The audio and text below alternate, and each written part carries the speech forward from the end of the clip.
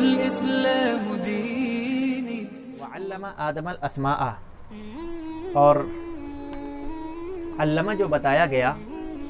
کہ علم آدم الاسماء کلہا ثم عرضہم، کہ آدم علیہ السلام کو تمام کائنات کے اشیاء کا نام بتا دیا گیا اور اس کے آثار یعنی اس کی نشانیاں بتا دی گئیں اور اس کی خصوصیتیں بتا دی گئیں۔ اس طرح سے وہ شخصیت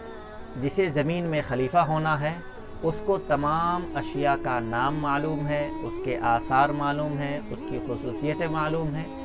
تاکہ خلیفہ ہونے کا پورا حق ادا ہو سکے۔ ثم عرضہم علی الملائکہ، پھر ان اشیاء کو حضرت عبداللہ ابن عباس رضی اللہ عنہما سے یہ تفسیر ہے ان کی کہ پہلے آدم علیہ السلام کو یہ بتا دیا گیا اور پھر مسمیات کو آدم علیہ السلام پر فرشتوں پر پیش کیا گیا۔ مسمیات کو یعنی ان تمام چیزوں کو ون بائی ون یا ایک ساتھ ہی اس کو پیش کیا گیا کہ ان کے نام کیا ہیں، ان کے آثار خواص کیا ہیں، بتاؤ۔ فرشتوں سے کے سامنے جب پیش کیا گیا تو فرشتوں نے کہا، فرشتوں سے جب یہ کہا گیا کہ تم ان کے نام بتاؤ تو فرشتوں نے لا علمی ظاہر کی، اور فرشتوں کے سامنے پیش کر کے جب یہ کہا گیا کہ تم بتاؤ اگر تم اپنی رائے میں ٹھیک ہو، ان کنتم صادقین جو ارشاد ہوا ہے کہ اگر تم سچے ہو، یعنی تم نے جو دلیل یہ دی تھی یا تم نے جو یہ کہا تھا کہ آپ اس میں زمین میں اپنا ایک ایسا خلیفہ بنانا چاہتے ہیں، ایسے کو بنانا چاہتے ہیں جو زمین میں فساد مچائے گا، جو خون ریزی کرے گا، آپ ایسے کو بنانا چاہتے ہیں۔ اس واسطے اللہ رب العزت نے ارشاد فرمایا کہ اگر تم اپنی رائے میں ٹھیک ہو، تمہاری رائے جو پہلے تھی اگر وہی رائے ہے تو تم ان چیزوں کے نام، اشیاء کے نام، خواص اور اس کے آثار تم بتاؤ۔ لیکن انہوں نے لا علمی ظاہر کی اور وہ اس بات پر کھرے نہیں اتر سکے۔ یعنی فرشتوں کی زبانی یہ کہا گیا کہ تیرا کوئی بھی فعل حکمت سے، مصلحت سے خالی نہیں ہے۔ یہ بات ضرب کاری ہے، فرشتوں کی لا علمی ظاہر کرنا یہ کاری ضرب ہے ایسے لوگوں کے واسطے جو غیر اللہ کے بابت یہ خیال کرتے ہیں کہ وہ دیوی ہیں، وہ دیوتا ہے، وہ معبود ہیں، یہ خیر اور شر کا رب ہے۔ بت پرستی پر یہ کاری ضرب ہے۔ کچھ لوگ خیال کرتے ہیں کہ فرشتے اللہ کی بیٹیاں ہیں، فرشتوں کو بھی رب ماننے لگ جاتے ہیں، حالانکہ رب کوئی اور ہے۔ پھر آدم علیہ السلام جب یہ فرشتے اظہار عجز کر چکے اور جب اپنی لا علمی ظاہر کر چکے اور جب انہوں نے یہ کہہ دیا انکا انت العلیم الحکیم، تو پھر آدم علیہ السلام سے عرض کیا گیا آدم انبئہم باسمائہم، اے آدم تم ان چیزوں کے نام بتاؤ۔ تو آدم علیہ السلام نے ان تمام چیزوں کے نام بھی بتا دیے، ان کے آثار، نشانیاں بھی بتا دی اور ان کی خصوصیتیں بھی عرض کر دی۔ فلما انبأہم باسمائہم قال الم اقل لکم انی اعلم غیب السماوات والارض، جب آدم علیہ السلام نے پوری بات ظاہر کر دی، بتا دی، تو رب العزت نے ارشاد فرمایا کیا میں نے تم سے کہا نہیں تھا کہ میں وہ سب جانتا ہوں آسمان و زمین کی غیب جو اور کسی کو اس کا علم نہیں ہے، اور میں وہ چیزیں بھی جانتا ہوں جس کو تم ظاہر کرتے ہو اور وہ چیزیں بھی جانتا ہوں جس کو تم چھپاتے ہو۔ یعنی اللہ رب العزت کے علم میں جو چیزیں ہیں وہ غائب اور شاہد دونوں چیزیں ہیں۔ انسان کے پاس جو علم ہے وہ علم غیب نہیں ہے، جو شاہد ہے، جس کو وہ دیکھتا ہے، جس کے بارے میں جانتا ہے، وہی علم ہے، یا جو کچھ اس نے سیکھ لیا وہ علم ہے۔ لیکن رب کے پاس جو علم ہے وہ علم کامل ہے، وہ خواہ چھپی ہوئی ہو خواہ وہ ظاہر ہو، جس کو انسان سکھائے یا نہ سکھائے، جو علم انسان بولے یا نہ بولے، چھپائے یا ظاہر کرے، دونوں صورتوں میں اللہ رب العزت کے پاس اس کا علم ہے۔ وَإِذْ قُلْنَا لِلْمَلَائِكَةِ اسْجُدُوا لِآدَمَ فَسَجَدُوا إِلَّا إِبْلِيسَ، اور قابل ذکر ہے وہ وقت جب ہم نے فرشتوں سے کہا کہ آدم کو سجدہ کرو، تو تمام لوگوں نے سجدہ کیا، ابلیس نے نہیں کیا سجدہ۔ آدم کو سجدہ کیا گیا، یہ سجدہ کیا تھا؟ آدم کو جو حکم ہوا آدم کے بارے میں کہ تم سجدہ کرو، تو یہاں یہ ملائکہ سے خطاب ہے، اور ملائکہ کی ماتحتی میں تمام ہی لوگ شامل تھے جو وہاں پر موجود تھے۔ ان سب سے کہا گیا کہ آدم کو سجدہ کرو، اور یہ سجدہ سجدہ عبودیت نہیں تھا بلکہ سجدہ تعظیمی تھا، کیونکہ آدم علیہ السلام کی فضیلت فرشتوں پر اور ستاروں پر اور تمام مخلوقات پر ظاہر ہو چکی، اس لیے انسان کا اللہ کا نائب ہونا، خلیفہ ہونا واضح ہو چکا، اور آدم علیہ السلام کی ساری خصوصیات ظاہر ہو چکی اور آپ کی فضیلت ثابت ہو چکی۔ اس واسطے کہا گیا، تقاضا کیا گیا کہ اب آدم کو سجدہ کریں۔ تو آدم علیہ السلام کے سامنے سب لوگوں نے سجدہ کیا، اور ابلیس نے سجدہ نہیں کیا۔ ابلیس نے جب سجدہ نہیں کیا اور اس کے ذہن میں یہ چل رہا تھا کہ میں آگ سے پیدا ہوا ہوں، میری صفت ہے اوپر جانے کی، آدم مٹی سے بنے ہوئے ہیں، ان کی صفت ہے نیچے جانے کی، مٹی کی صفت ہے کہ نیچے جانا،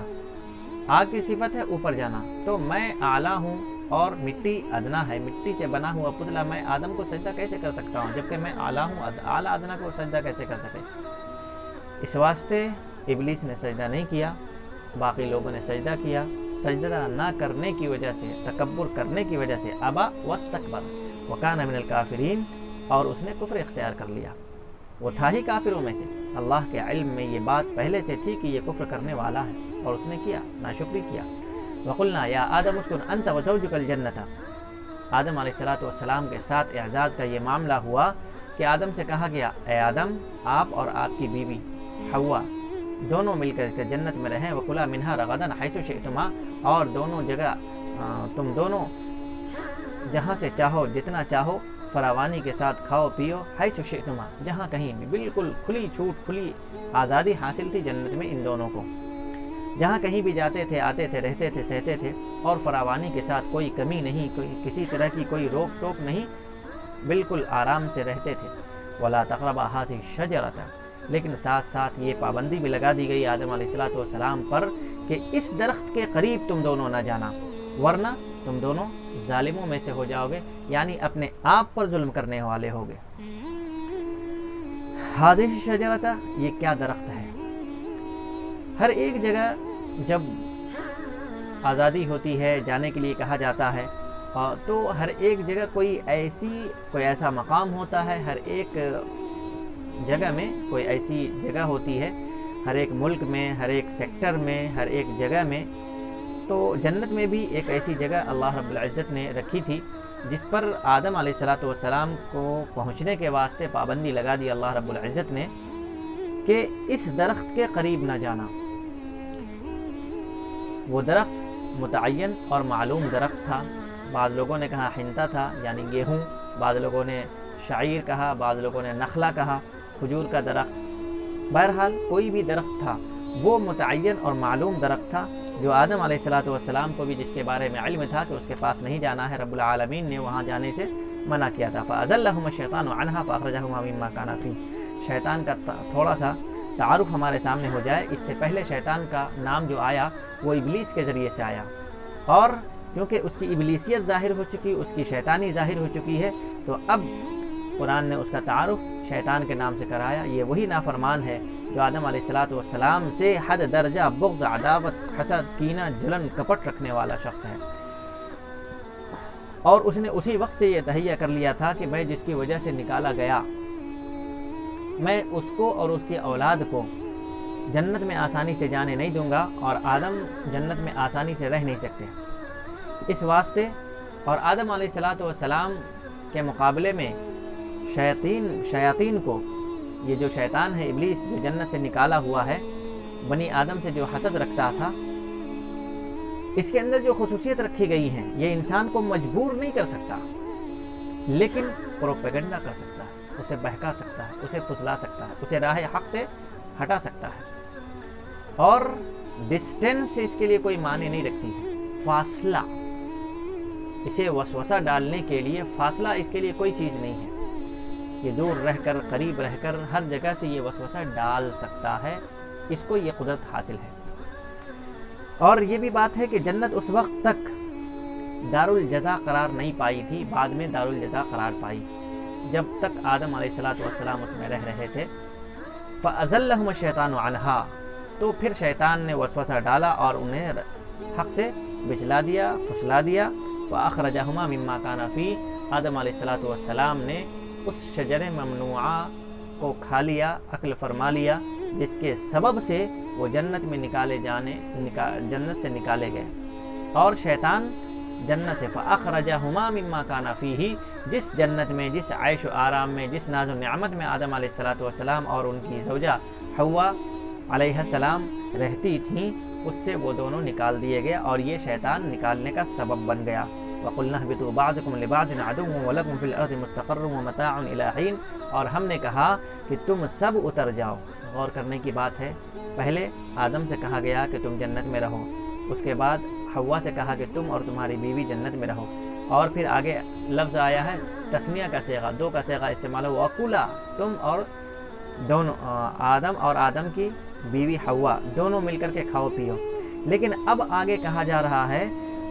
اِهْبِطُوا بَعْضُكُمْ، جو جمع کا صیغہ استعمال کیا گیا، پلورل فارم استعمال کیا گیا ہے، تم سب اتر جاؤ ایک دوسرے کے دشمن بن کر۔ غور کرنے کا مقام ہے، آدم علیہ السلام اور آدم کی نسل سے آنے والی ساری نسل، ساری ذریت مراد ہے، تم سب ایک دوسرے کے دشمن بن کر اتر جاؤ۔ آج دیکھیں، غور کریں، یہ دنیاوی زندگی کی عکاسی ہے، یہ جو اس ایک لفظ میں پرویا گیا ہے، عدوٌ، ایک دوسرے کے دشمن بن کر اتر جاؤ۔ آج دنیا میں دیکھیے کس طرح سے لوگ ایک دوسرے سے دشمنی کرتے ہیں، حسد کرتے ہیں، بغض رکھتے ہیں، عداوت کینہ رکھتے ہیں۔ غور کریں کس قدر بلیغ انداز میں قرآن کریم نے اس لفظ کو استعمال کیا ہے۔ جب آدم علیہ السلام جنت سے نکالے جا رہے ہیں، اسی وقت کہہ دیا گیا، گویا کہ اللہ کے علم میں یہ بات پہلے سے تھی کہ انسان ایک دوسرے سے نفرت کرے گا، دشمنی کرے گا، ایک دوسرے کا خون بہائے گا، ایک دوسرے کا دشمن بن کر دیے جائے۔ یہ دنیاوی زندگی کی عکاسی ہے، اس کی تصویر ہے۔ وَلَكُمْ فِي الْأَرْضِ مُسْتَقَرٌّ وَمَتَاعٌ إِلَىٰ حِينٍ، اور تم سب کے واسطے زمین میں ایک عارضی ٹھکانہ ہوگا۔ مستقر کہتے ہیں عارضی ٹھکانے کو، مستقل ٹھکانہ نہیں ہے، عارضی ٹھکانہ ہے۔ اور ہم سب کو معلوم ہے، ہم سب کو یقین ہے، 60-70 سالہ زندگی، 80 سالہ زندگی کے بعد ایک دن انسان کو موت کے گھاٹ اتار جانا ہے، اور یہ دنیا کی زندگی ختم ہو جاتی ہے۔ یہاں کی وجاہت، یہاں کا علم، یہاں کی سند، یہاں کی ڈگریاں، یہاں کے ملازمت، یہاں کا تجارت، یہاں کا مال، یہاں کے رشتہ دار احباب، ساری کی ساری چیزیں یہیں دھری کی دھری رہ جاتی ہیں، اور انسان خالی ہاتھ آیا، خالی ہاتھ یہاں سے واپس چلا جاتا ہے۔ وَلَكُمْ فِي الْأَرْضِ مُسْتَقَرٌّ وَمَتَاعٌ إِلَىٰ حِينٍ، اور اس سے فائدہ اٹھانا ہے۔ ایک متعین عارضی ٹھکانہ تو ہے ہی، اور ایک متعین مدت تک تمہیں اس سے فائدہ اٹھانا ہے۔ انسان اس دنیا میں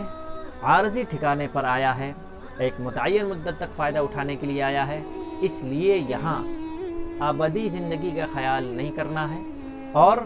جب تک جیے، جیسا کہ اللہ کے نبی صلی اللہ علیہ وآلہ وسلم نے ارشاد فرمایا، کن فی الدنیا کأنک غریب او کعابر سبیل، تم دنیا میں رہو اس طرح سے جیسے کہ تم اجنبی ہو، مسافر ہو، یا راستہ کے پار کرنے والے ہو، اس طرح سے بن کر کے رہو۔